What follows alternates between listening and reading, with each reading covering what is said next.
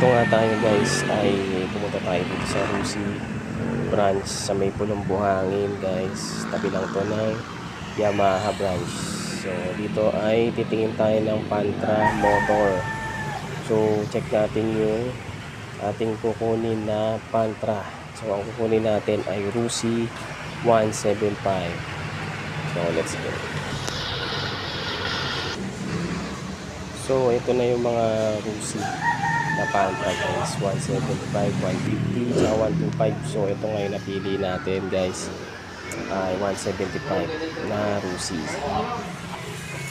So nakita nyo naman ang tindigan guys, ang ganda, ang laki ng makina niya pagka 175cc. So pagagandahin lang natin ng kaunti yan pag uwi dito sa bahay. Ang napansin ko lang dito guys ay konting adjustment na lang to, magiging pogi na to guys. At stainless yung kanyang tapanodo, maganda yung kanyang tambucho at kulay ng makina. At saka malinis na malinis tingnan.